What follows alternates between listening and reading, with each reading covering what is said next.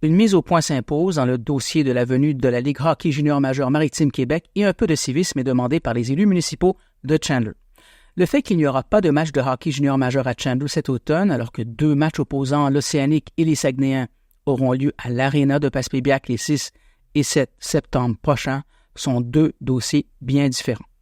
Autre dossier municipal étant celui où du vandalisme reprend du service dans le secteur du lac Vachon, alors que l'on brûle des poubelles, déplore le maire Gilles Darèche qui demande un peu de civisme sur des infrastructures collectives. Ce sont là parmi les sujets que TVRP a abordés avec M. Darèche au sortir de la dernière séance publique. Voici mon reportage. Monsieur le maire, plusieurs sujets. Dans un premier temps, mise au point sur le hockey. Il y a des choses qui circulaient sur les réseaux sociaux. Je vous écoute sur la mise au point. Bien, c'est sûr, sur les réseaux sociaux, on disait que Chandler ne voulait pas s'occuper du tournoi cette année. Il a été écrit par certaines journalistes et également qu'on prenait une pause pour 2024, mais c'est pas la ville qui ne veut pas prendre une pause de ce qu'il n'organise pas. En fait, c'est organisé par des citoyens, sur 2 citoyens, cet événement-là. On les a remerciés parce qu'on a quand même vécu 2 belles années de hockey à Chandler. Puis c'est pas fini. Apparemment qu'en 2025-2026, ils seraient prêts à revenir ici. C'est eux qui voulaient prendre une pause. Nous, on l'a su pratiquement une semaine avant que Passepébiac a annoncé que l'Océanique allait là. On sait que Passepébiac, là, ça fait quand même 2 ans qu'ils demandaient, là, c'est dans leur droit également, puis ils vont présenter 2 matchs là chez eux, puis je leur dis déjà que les gens vont être très contents de recevoir l'Océanique chez eux.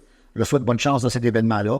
Mais nous, écoutez, c'est pas nous qui a décidé de ne pas le faire cette année, c'est que les promoteurs ont décidé de prendre une année sabbatique là-dedans, puis on espère qu'ils vont revenir en force en 25-26. Nous, de notre côté, qu'est-ce qu'on fait présentement, c'est qu'on est en train de travailler à l'activité de remplacement pour remplacer ces matchs-là par d'autres choses qui seraient très intéressantes si on peut l'avoir. Là. Les gens vont être très heureux d'avoir dans ce qu'on va présenter. Dans l'aréna. Oui.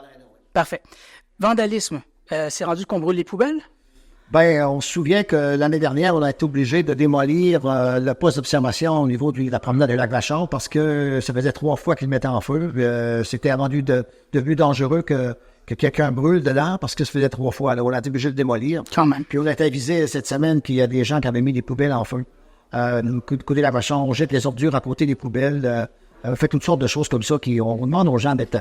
C'est quand même du civisme. Là, s'il y a une poubelle là, il faut mettre les poubelles dans la poubelle, puis les déchets dans la poubelle, puis pas à côté, puis pas briser nos affaires. C'est les affaires de tous les gens de la ville de Chandler qu'on brise. Quand on brise les biens... C'est collectif. Ben, c'est le bien collectif. C'est les biens des parents, de tous nos parents, de tous nos amis qui payent, qui contribuent à ça également. Donc, on demande aux gens de petit civisme, puis plus tard, ces gens-là vont comprendre quand les plus vieux, mais on a déjà là, une piste là, pour quelqu'un organisé cette semaine. Donc, la Sûreté du Québec va devoir être là-dedans.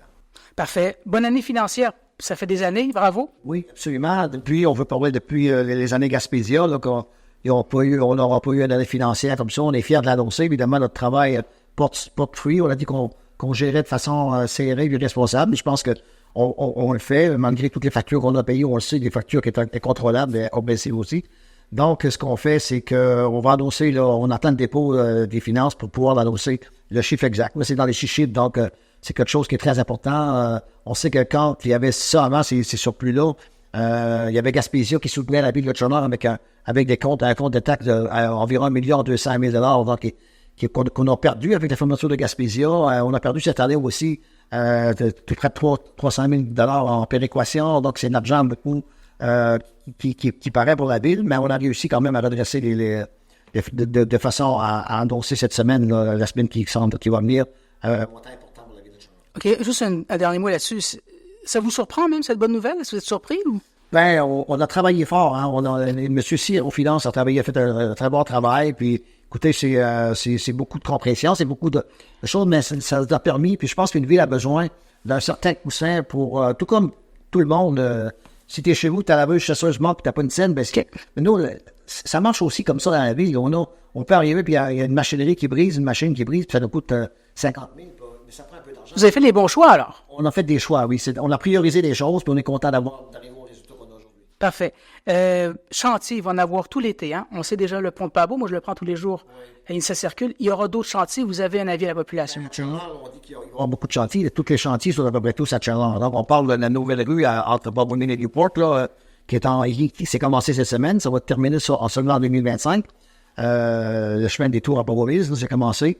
Donc, ça va amener beaucoup de travail dans ce coin-là. Il y a le banc de Pabot, le pont du banc de Pabot qui est en train de se refaire. Donc, on parle de quelques années encore là, qui va ralentir beaucoup la circulation. On demande aux gens d'être prudents et d'être vigilants parce que déjà là, on sait qu'il y a des voitures qui dépassent le stationnement du banc de Pabot. Donc, on prévoit qu'en période estivale où les vacanciers vont être arrivés, ça va être vraiment achalandé. Il y a également le chantier au niveau de la Maison des aînés, Villa Pabot, donc ça avance bien, c'est un gros chantier également. Il y a les appartements, les blocs appartements, les 48 logements qui vont se mettre en place cette semaine. Je pense que demain, c'est les tests de sol. Dans le coin de la route Micmac? Oui, dans la route Micmac. Donc, demain, c'est les tests de sol. Ça va commencer là aussi. Il y a les maisonnettes aussi qui vont commencer au niveau de la maison Émilie Gamelin. Donc, il y a plein. Il y a le train, je pense, le pont du... Oui, il y a le pont de fer du banc de Pabot aussi qui va être refait à l'automne 2024. On parle de 72 semaines de travaux. C'est ça. De travaux. Également, le pont qui est à côté de la passerelle au Chenail à Chalard, qui va être refait également en grande partie. On parle de 67 semaines de travaux. Donc, c'est des gros chantiers là, qui vont être pour nous autres en 2024 et 2025. Donc, soyez patients. La patience, puis faire attention d'être prudent pour pas au niveau de la circulation. Justement, on va terminer avec ça. Prudence. Les gens semblent faire le tour par des chemins route Hamilton, Saint-François, parce que ils décident de faire le tour plutôt que prendre le pont de la rivière. Et vous avez oublié de mettre des dos d'âne. Bien, déjà, on contourne la file d'attente par route Hamilton et route du pont pour se rendre en Gare-Rivière et plus loin. Donc, déjà, il y a beaucoup de circulation dans ce coin-là. Et puis, il y a de la vitesse aussi qui se fait. Là. Plus qu'il y a de voitures, bien, plus qu'il y a de vitesse également. Donc, les gens du coin, si les gens voient des dos d'âne dans la côte du pont, qu'on appelle, c'est à la demande des citoyens de la côte du pont. Pour leur sécurité, évidemment, on a dû répondre à leurs besoins. De dire oui à ça parce qu'il y avait beaucoup de circulation dehors et de la vitesse également. Donc, on a répondu oui à pour l'installation des dos dans notre coin. Parfait, merci. Plaisir.